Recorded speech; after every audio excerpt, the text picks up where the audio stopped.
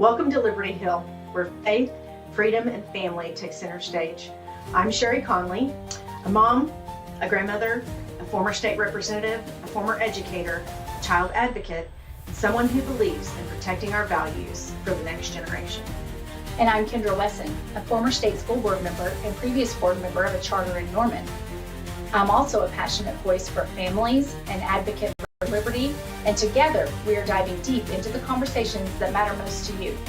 If you're concerned about education, parental rights, protecting children, and the future of our nation and our state, you've come to the right place. We're here to challenge the status quo, speak truth boldly, and equip you with the knowledge and tools to stand up for what's right. After all, iron sharpens iron. Yeah, that's good. Each episode, we'll tackle the tough issues, whether it's the battle over school choice, threats to our constitutional freedom, or exposing the agendas shaping the futures of our children. And we're not just here to talk. We're here to inspire action, offer solutions, and bring hope to families who feel like they're fighting this battle alone. So if you believe in faith, freedom, and the power of strong families, join us on Liberty Hill each week, Mondays at 6 p.m. Be sure to subscribe, follow, and share, and let's build a community of bold voices that will not be silenced. Welcome to Liberty Hill, where we take a stand and we never back down.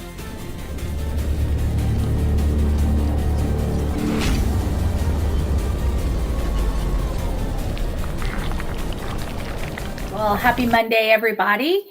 Sherrie and I are back with Liberty Hill. This is our third episode. We're very happy to share that we have lots of viewers and things are going really great on the podcast. And thank you guys for hanging in there with us as we change sets and try to figure out a good spot to host you all. Today, Sherrie and I thought we would dig into a nonprofit that she's working on called Broken Trust. I know a lot of you know what it is and have been involved in it. And I just wanted to get an idea of how it's working, what's going on with it. And then towards the end, we'll wrap it back around into the State Board of Education and their role with holding these sexual predators and child abusers accountable. All right. Good job. Thank you. We're learning, aren't we? We are. Everybody's in the fire with us. We love it. Yeah, we do.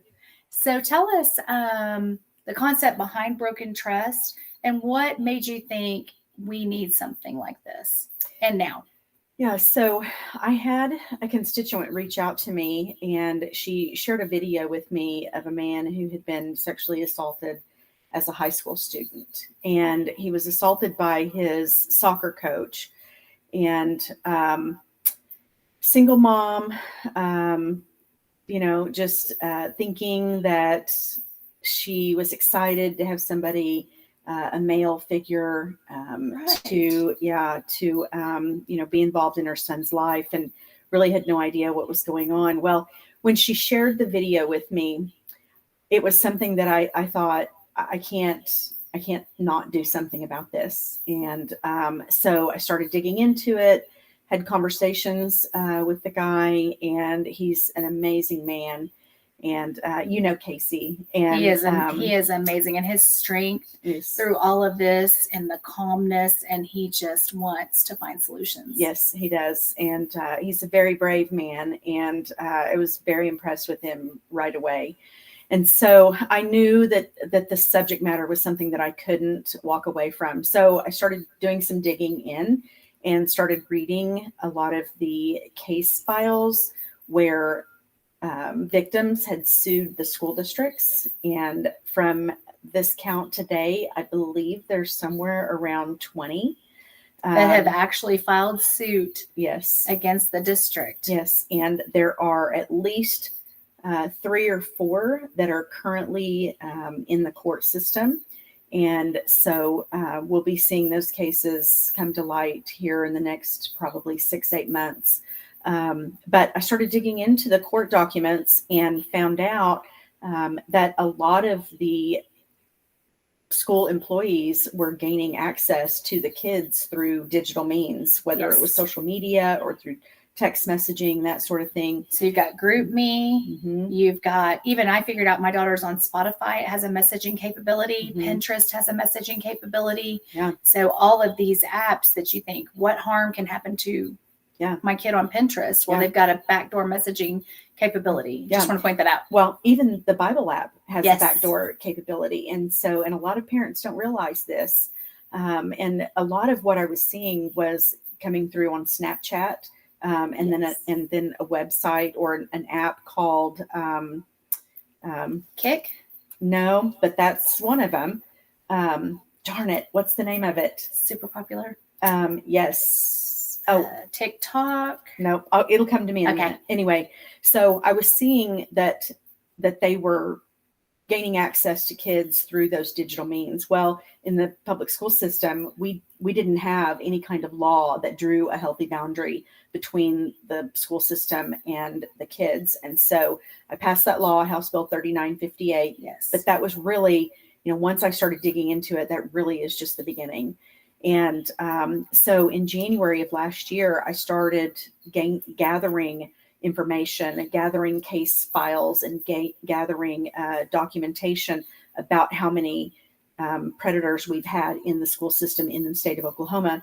I started with 2010. There was a lot of pushback whenever we were talking about it initially, because everybody was saying, Ryan jumped in pretty quickly and started working on those cases and pulling certificates and investigating and pulling certificates. And so there's a lot of pushback from that. And so I was really curious how many cases there had been in the state of Oklahoma since Janet was in office.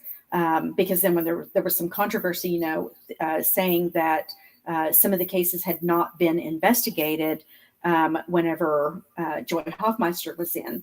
I think that she did some, but not a lot. So anyway, so I wanted to go back to 2010 and started digging, and the numbers are absolutely crazy. We can talk about that in the next segment. I believe we're coming up on a quick sponsor, and so we'll be right back and we can finish up this conversation in just a minute.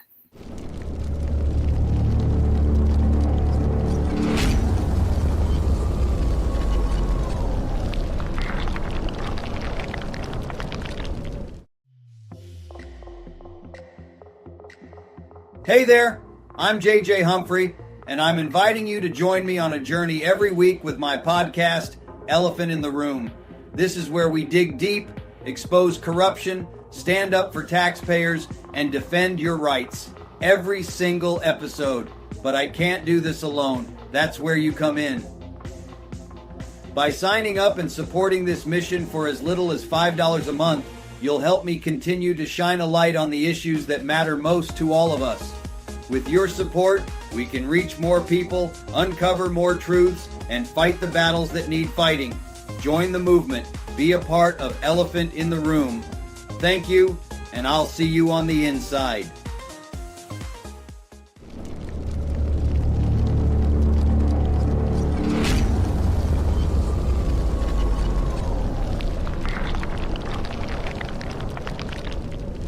So before the break, we were talking about numbers, or I was getting ready to share with you numbers.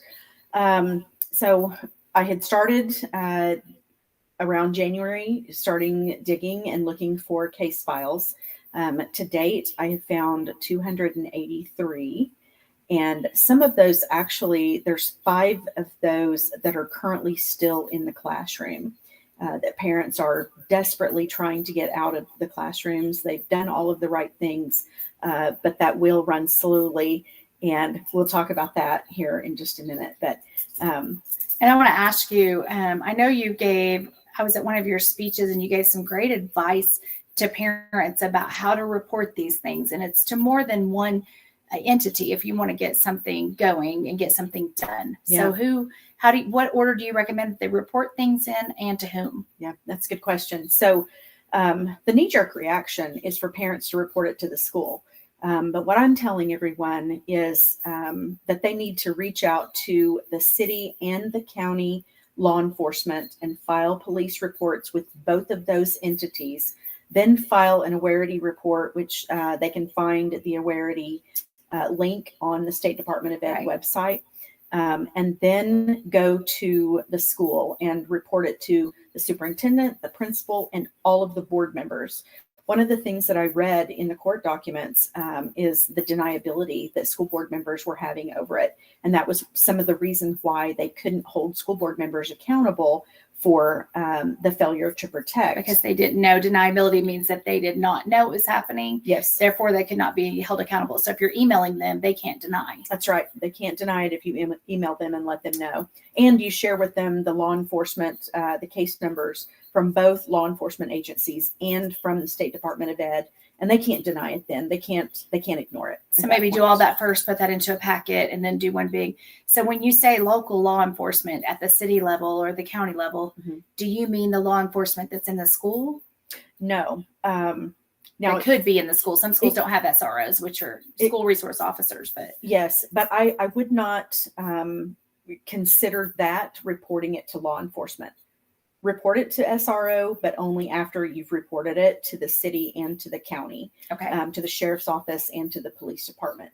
That way, you know that it's getting investigated somewhere, somehow, and maybe they will communicate together and figure out whose jurisdiction it's going to come under. Because I'm thinking that one or the other is going to say, well, did you report it with local law enforcement? Well, then you don't need to report it with county or vice versa. So I think what you want to say is, yes, I have, but I would also like to have a report on file with your office as well. I'm just trying to cover all my bases. Yes. So go ahead and tell them, Absolutely. Tell them that you're reporting it in both places. Yes. And that you want cases filed in both departments. That way, that everyone knows what's happening. And then, of course, like I said, report it to the SRO, but not assume that it's getting reported to the police department through the SRO. Okay, very, very good. Yep. So after that, and what I saw a lot on the Board of Education was cases where everyone had done the reporting, everything maybe had been done really well, and then it came down to this perpetrator, and then they go to court and say they get a plea deal, or they get a deferred sentence and their records expunged in 6 months because they're a first-time offender in whatever case. So I was concerned when I heard the legislature this session was thinking about passing a bill to require a conviction before their teaching certificate could be removed. And my heart it just really made me skip a beat, because I saw perpetrators in one school district, when the school district will say, hey, just resign, go away quietly. They don't want the press of the event happening for their school. They think it's bad marketing, bad press. The perpetrator just gets a pass and they just move on down to the next school. And you've seen that in those 200 plus cases where there are multiple victims, not at one district, guys, but multiple schools across the state. So they're hopping districts. Yeah. Pass the trash is a great way to say it. Texas passed a law against it. So I know you're also fighting hard to stop that from happening. Yeah. And that is one of the things that we see. Now, it's not so much happening now. The light that's been shined on this problem that we're having is really, really helping. And we're hoping that the legislature will actually pass a don't pass the trash law this year. We are trying to encourage them to do that. And we've got a couple of pieces of legislation that if we can get it through both houses and to the governor's desk, I believe will help a little bit. But again, it's not a complete fix, because what we have to actually have is we have to have people who are in the schools doing the right thing. And, and for me, I think that they're looking at it a little bit wrong, incorrectly, because they hide those things thinking that it is going to protect their district. But then once it gets out in the open and the light is shined on it, then everyone thinks that they were trying to cover it up and trying to hide it. I'm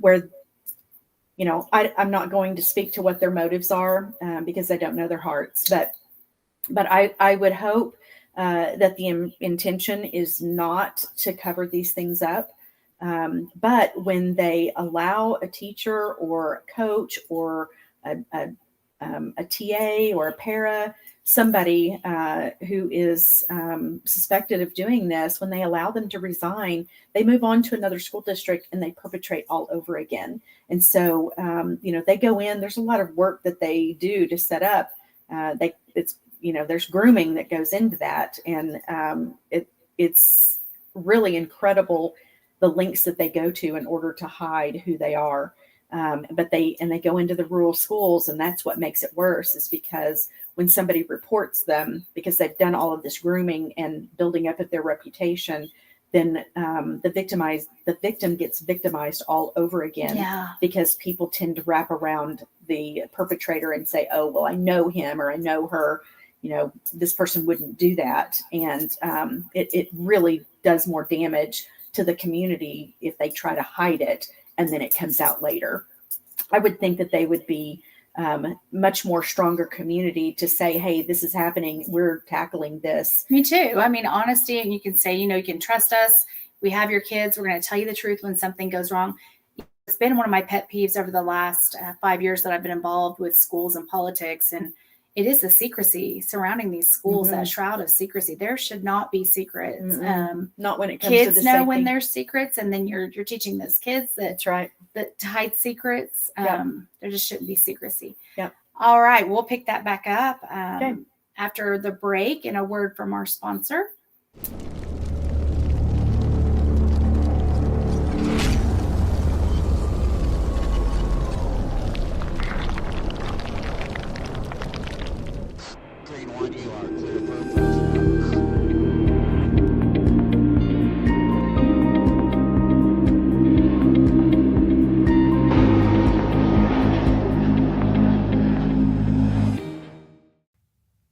Hi, I'm Jed Green, candidate for District 1, Oklahoma County Commissioner.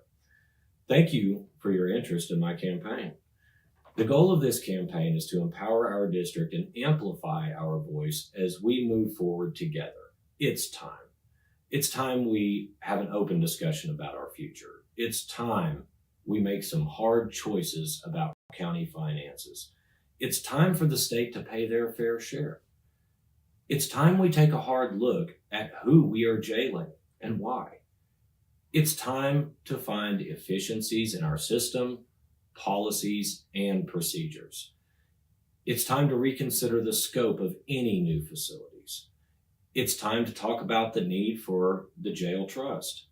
It's time to get the unhoused into a livable environment and off the streets. It's time to talk about what else we need for District 1. District 1, it's time to stand for common sense. We don't have to wait and see what we get. We have an opportunity to look at what has worked and what hasn't.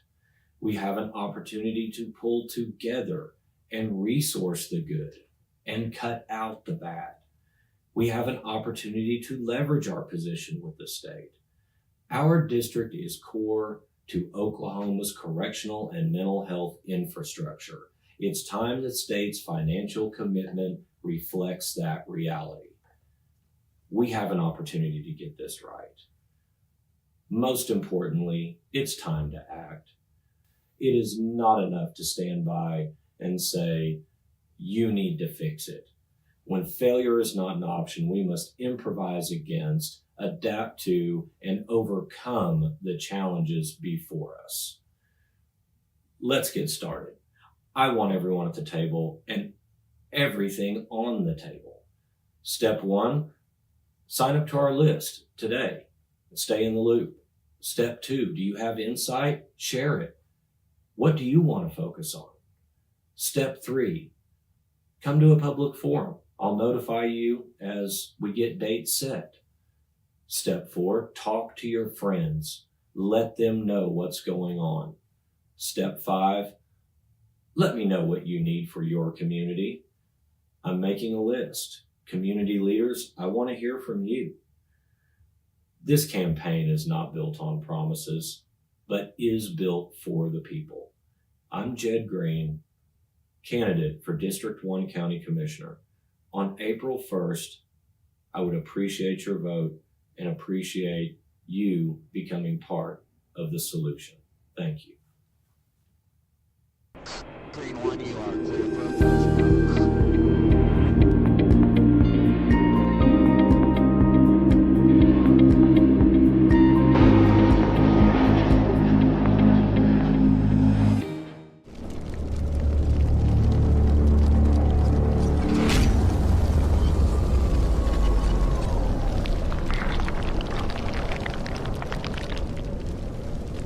Okay, welcome back, everybody. We're back on, and I want to give a shout out to Naya Spriggs, a great education advocate, and she has a tremendous amount of knowledge on what we need to do to get our kids back on track. So I hope that people are listening to her. And also thank you to JJ Humphreys for hosting us on his page and helping us get our feet on the ground. Yeah. Great man with a great mission. Yeah. Okay, so let's get back into this. So we've talked about ways to report and pass the trash. And now I want to ask you, I would hear often when I was on the Board of Education, parents who would say, I just didn't want my kid's name out there. I didn't want my child to have to testify. I didn't want to put my kid through the experience of putting themselves in what they felt like a vulnerable position to tell the truth about teachers and to stand up for those things. What would your advice be to someone if they brought that to your attention? Yeah, my advice would be to seek out an attorney, have a conversation with the attorney to find out what kind of protections are in place, because the majority of the cases, if it's a minor, then their name is redacted, and any of the interviews and things like that, it's all behind the scenes from what I understand. And so I would encourage them to just reach out and find out what kind of protections there are for their child in order to be able to move forward. Because one of the problems is that if we don't have those who are being victimized come forward, that person continues to get away with it. And more people, young people, are victimized by that person. And so, we just have to make sure that we are providing stability for those young people, getting them counseling, making sure that they have, plenty of support in those cases, and give the child the opportunity to say yes or no. I think that's great. And I think what I saw with Casey and Ashley as they came forward with their stories, I've seen them blossom and literally feel so empowered, in some way take back some of what they've lost by telling this story, protecting other kids. They're going to go around and they're just a dynamic duo, those two, and talk to kids about reporting and how important it is. And I'm really proud of that advice and getting people to come forward in that way. Part of the problem in the state of Oklahoma is, if you want to do anything through the legal system, you have to come forward. If you want to hold the school civilly liable, you have to do that before the 20th birthday. And I mean, you could do it up to the day before they turn 20, but after that, then they cannot hold the school liable. That's good to know. And I know the statute of limitations too, as far as criminally, expire at age 45 now. At age 45. Birthday. The problem is, if it happens prior to 2017, there is no recourse for those people. I believe the age is 21 or something like that. I haven't, because that's when the law changed. Because that's when the law changed, and they didn't do a look back.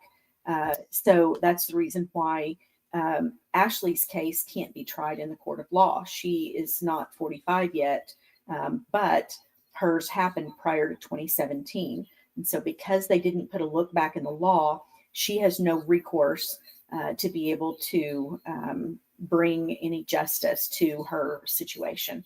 And so all of the girls who have come forward who were also victimized by the man who victimized her, and the others that were in that, what has now been referred to as the Coaches Rape Club, none of them can be held responsible for anything that happened prior to 2017. So we really need that look back. We really need an open window, like a 3-year. California actually did this. I believe they did a 3 or a 5 year window where you could do a look back on those cases.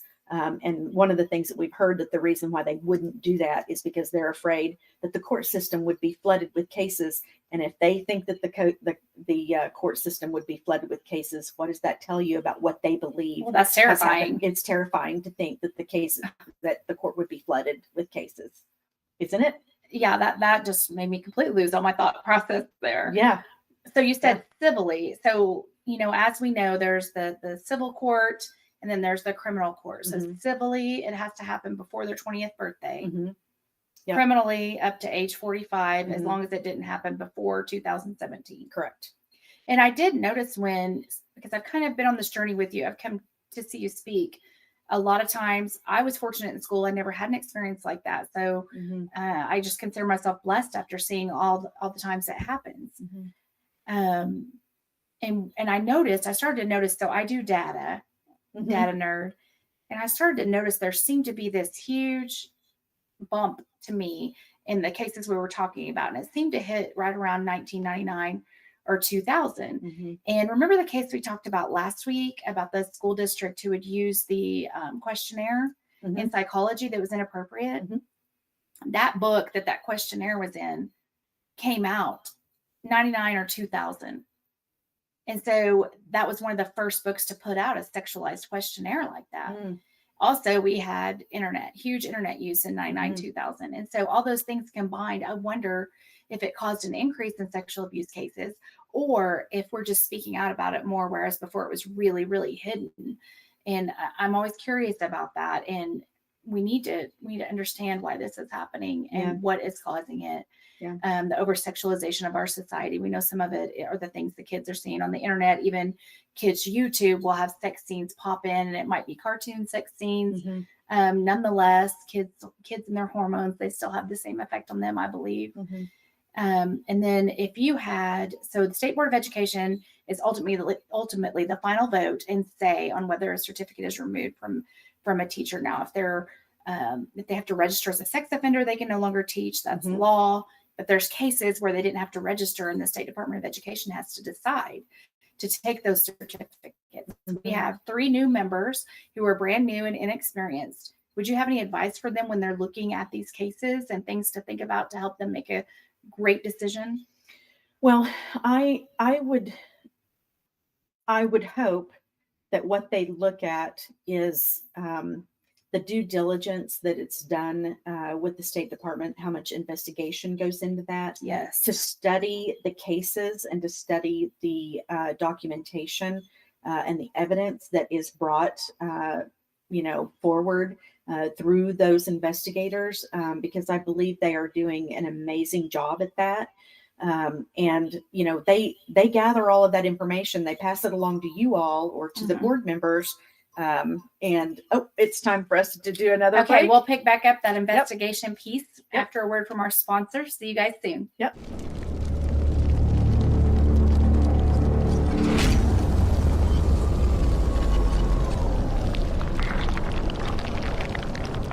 Welcome to Capital VIP Transport, where luxury meets convenience right here in Oklahoma City. We're not your typical limo service. We're building something exclusive, something personal, just for a small group of members who value comfort, flexibility, and the VIP experience. Imagine this whenever you need to ride in style, whether it's a night out, airport run, special occasion, or last-minute plans. We've got a vehicle ready just for you. No stress. No surge pricing, just smooth same-day service from people you know and trust. We're inviting only 25 individuals in the OKC area to join our Founders Club. As a member, you'll receive your very own VIP ride token every month, plus priority access to our fleet, premium service perks, and exclusive event invites. This isn't about showing off, it's about showing up in comfort, on your terms. We're putting the VIP back in Oklahoma City, and we want you to be part of it. Spots are limited, and once they're gone, they're gone. So if you're ready to ride like you mean it, go ahead and join us today. Click the button below, and I'll see you on the VIP list.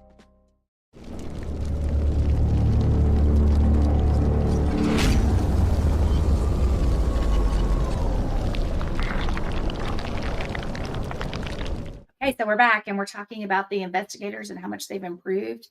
And I'm telling you, they have improved from my time on the board to now tremendously. It is, a board member can look at their paperwork, and I don't want to give away any details, but their paperwork, and confidently know what happened and when and how. So you're right. They do need a shout out, and they need a lot more credit for the hard work that they're doing at the Department of Education to keep our kids safe. Yeah. Well, and I hope that that they will look back at the cases that have come before them and see that all of the work that has been done over the last year and a half, it has been amazing work. And then also ask questions about what happens when it goes to what's called an adjudication judge. It's not really a judge. You can explain that, but once it goes to adjudication, there's somebody else, some other eyes looking at it, and another attorney's eyes looking at it. So I want people to understand that it's not the board members who are singly making the decision, that there are many eyes that are on these cases, many people studying these different instances of predation. And, it's not one person making the decision. It's not Superintendent Walters making the decision. That's right. It's not one of the board members. It's all board members, plus an adjudication judge, plus the investigators. There's many, many eyes on this. I think that's a great point. So the investigators do the investigation. They bring it before the Board of Education, typically in executive session, to protect children, to protect their identities. Like we talked about, we want to keep them safe. And the Board of Education can decide to suspend immediately and refer it to a hearing, or they can not suspend immediately, refer it to a hearing. And that hearing is a hearing officer, which is an administrative law officer or law clerk. They act in the role of a judge, but they're not technically a judge. Sometime in history, that term changed, like they do, the word salad, the changing the meanings of words. So then they review the investigator's information, and then they give the Board of Education a opinion. Yeah. And it's an opinion that the Board of Education can A, accept as it is, B, modify, change pieces of it, or C, reject completely. And that is completely up to the State Board of Education, what they do from there. So it is not a ruling for them that they have to follow. So I think that that's a great point, and I haven't heard it put that way, but there are multiple layers, because we have heard conversations from teachers unions about, they're pulling certificates and these people aren't getting their day in court. Well, they're getting multiple reviews of that information. And I think that's important. I'm glad you brought that up. Yeah. Yeah. And there's two instances that I'm really concerned about. The first one is when the State Department, when the investigators do their investigation, and then they confront the person, show the employee all of the evidence that they have against them, and then they're allowed to surrender their license. Yes. That is very concerning to me, because we've got cases now that we're seeing of educators, license holders, certificate holders that are going across state lines. They're going into other states, and there's no nationwide database. And so unless the State Department of Ed in another state does their due diligence, they are not going to know why that person doesn't hold a certificate in the state of Oklahoma anymore. The only way, if you look on the educator credential lookup on the State Department of Ed website, there are several different ways that it can be listed on there. It can be voluntary surrendered. It can be suspended.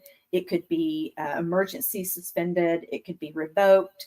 And some in cases in the past, what I've seen is they've just allowed that certificate to expire. And so if the certificate expires without something being noted in the case file, and then they go across state lines, either to Arkansas or into Texas, then they could get a license or a certificate to teach in another state. And that other state would be, they would have no idea what was going on. We just actually saw a case come to light over the last week where that happened. And so thankfully the State Department of Ed revoked his license. He was they were notified and then the license was revoked in the state of Oklahoma. But that is very, very concerning to me. So the voluntary suspension and then nothing is done about that. Does that go to law enforcement? Does that get reported and investigated by law enforcement? And so if they It never automatically hits the State Department unless someone makes an awarity report. yeah, and so if they voluntarily surrender that license, I'm curious to find out what happens to that report and the investigation that they've done. Do they turn that over to law enforcement and then law enforcement takes over? Whatever happens with those cases, and do they get taken into court and where justice can be served?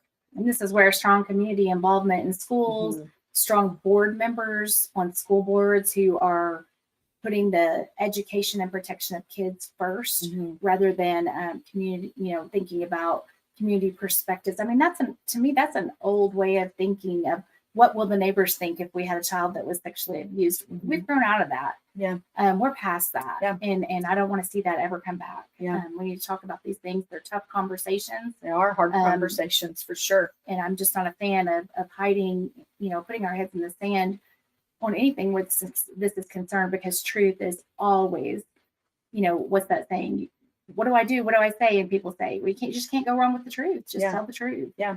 Well, and I think if we were to see more of these instances addressed in the open, I think that we would have less of these happen, because the perpetrators are going to know that when they get caught, not if, but when they get caught, that the school district is going to do the right thing. And we've got many schools who have multiple cases against them. I could name a few. I'm not going to on here, but they're probably all sweating it like, phew. Yeah. Well, when we get back from break, I want to touch on the schools who have a high percentage of non-English speaking kids. Okay. And things like that, and how this system can sometimes hurt them as well. So we will see you guys right after the break.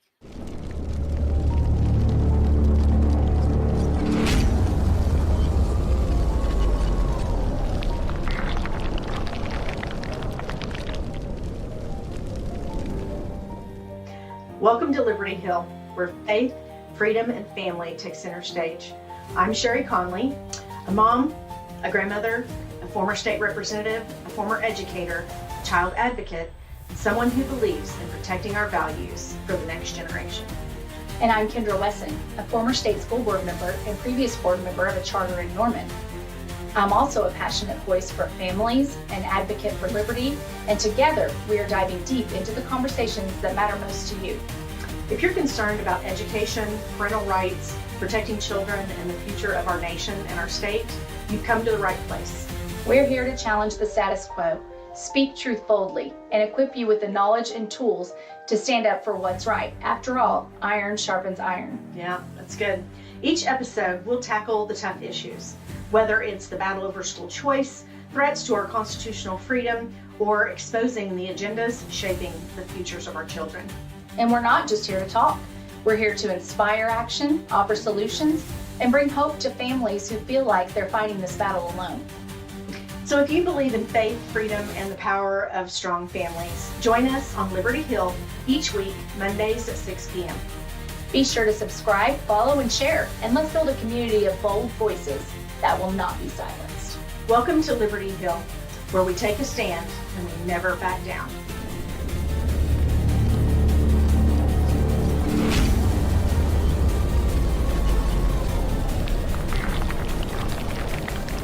Welcome back. Sherrie and I were just laughing at our cheesy intro. If you guys want to give us any feedback on our commercial there, we I think we need to redo it. I don't know. It's cute. So one more thing too, before we jump back into this, there are school board elections tomorrow. And we city council. need school board and some city council. We need school board, city council participation in those elections. You can Google Oklahoma voter portal, go to their login, and you can actually type in your voting information, and click on sample ballot, and it'll show you exactly what you can vote on tomorrow.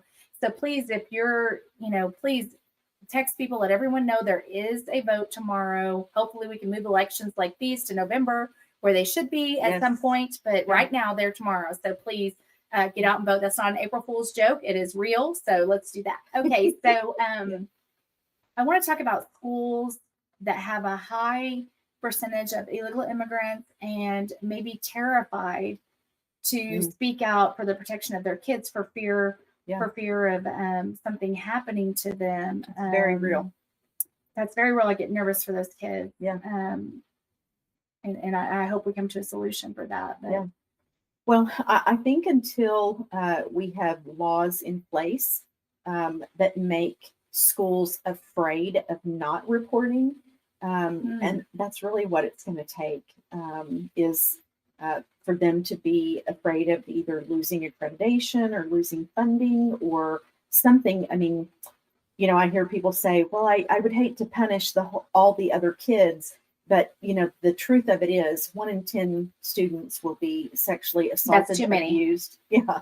Sexually abused, harassed, or assaulted, or a combination. Usually it comes in a combination of the three before they graduate or by the time they graduate from high school. So we had 45,000 seniors roughly in the state of Oklahoma last year. It's 4,500 young people out of that senior class that were likely to have been victimized at some point. And that's not even including the young people who are being assaulted and victimized by their peers, which we've seen several cases of that peer-on-peer sexual abuse.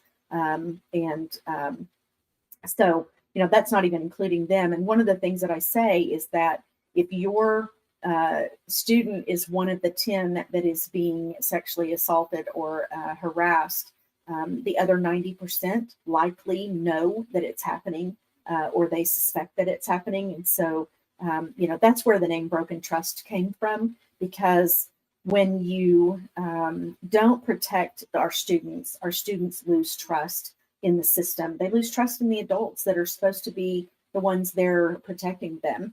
And if they report it and nobody does anything, you know, that just shows them that there's not anybody there that has their back. And so No, that's okay. We've got to make sure that every report is investigated, and you know, that some of the things that I hear is, oh, you're going to ruin that man's reputation, or it's your word against his. Or I've heard that too, but I've talked to people who have told me, look, my husband is a male teacher. We have a rule, a family rule. He is not ever to be alone with the student. He's not ever to be. And I was just thinking while you were talking, I did some risk management for a church back in 2022. And I will tell you, on the risk management for those churches, there is no one-on-one contact. Yes. And two adults around the kids at all times, and they can't be related to each other. The two adults can't be family members. So you couldn't have like a brother, sister, husband, wife, grandma, you know. That's good. That's really good. That's and good so advice. we put all these protections in place. What makes schools or adults in schools different than, say, adults in churches, adults in after-school programs? Why are we differentiating as if adults in one profession are safer or less safe than adults in another profession? It's a humanity problem. Yeah, it is. It is definitely a humanity problem. And I think because people look at it as it's their profession and that they are supposed to be there, and we've revered teachers, you know, for so very long. We've put them on a pedestal. And, you know, what we're learning is that predators are going to go where the kids are. And it doesn't matter whether it's in school or church or little league or. So it's not about trusting the adults. It's about protection from predators at all times. That's so right. It's maybe if we flip the way we think about that. So instead of assuming that all adults are trustworthy and have earned this trust because they are a teacher, maybe we just kind of flip it around and say, let's not be in situations where children could potentially be victims. Yeah. So no, like you said, no one-on-one communication through electronic media. Yeah. No, in a classroom with the door shut for That's right. extended periods of time, things like that seem really simple to me to implement. Yeah. Well, and that's one of the things that we've seen in one of the cases against a principal. He was alone with students in his office, and somebody walked in, and he was caught twice. And the school was actually held responsible for failure to protect on that. And so it cost that community I think 2.6 million, I believe, is what that Is this settlement Minnecaw? was. No, actually, this was Wewoka. Wow. And Wewoka actually has had 2 other cases against them. There was a guy that was a principal there, from what I can tell from some reports. There was a principal there before him that is guilty of the same thing, and so they've Tell had a us couple really of problems. quick, because we're getting short on time now. Mhm. Tell us really quick, who pays those bills when those settlements are Mm. made or the cases are lost and there's $2 million for a small community like Minnecaw or Wewoka to pay out? Who pays for that? It's a good question. So let's talk about Minnecaw real quick. $7.5 million settlement. Wow. Most schools have $1 million liability policy, and that's the most that they can get is $1 million. And so in the case of Kingfisher, theirs actually had expired or run out or something, and they hadn't renewed it. And so all of that $5 million settlement was going to be the responsibility of the taxpayers. But that's a whole nother story. Through we can ad talk about. valorem, through property tax. Through the sinking fund. The sinking And fund. so what happens is, so let's just talk real quick about Minnecaw. Go fast. $7.5 million, $1 million from insurance. They had saved 500,000, and so they had to pay that $1.5 million like 30 days after the settlement was made. So $6 million goes to the taxpayers, and it gets paid over a 3-year period. That's $2 million per year in the sinking fund, and the taxpayers, when they get their bill at the end of the year that shows that their mortgage has gone up, it's because of the sinking fund where they had to put $2 million into it in order to make that money up, because they didn't have And it then on hand. Kingfisher had to let a lot of teachers go. So it cost them in the teachers per pupil ratio, because now they've had to let teachers go to cover that money. Yeah. Kingfisher, I love what Kingfisher did, because I agree. The county commissioners, the county officials, they said, no, We're not this is the absorbing that. school's responsibility. This is not the taxpayers' responsibility.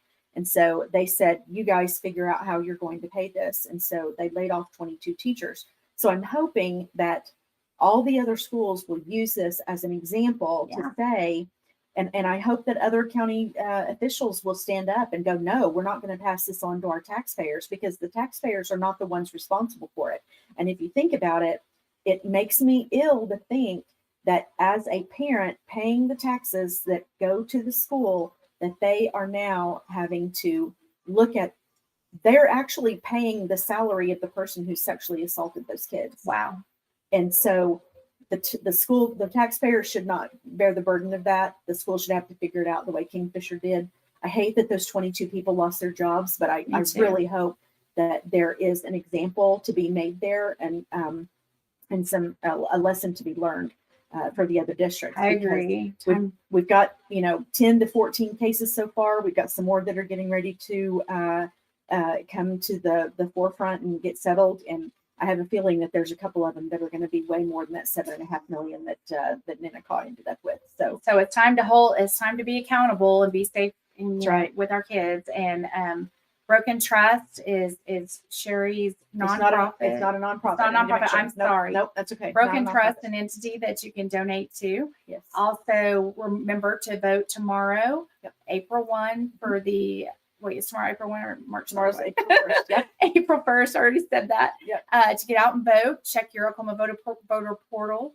And then we will see you guys here next week. Thanks for hanging out with us. Give us some feedback on what you want to talk about. This is a show for you guys. Yeah. We're going to spearhead of it. What do you want to talk about in your community? What's important to you? Yeah. Mom at home with 4 kids. What's important to you? All these things. Yeah. What do you want to hear about? Let us know, and we will be happy to cover it.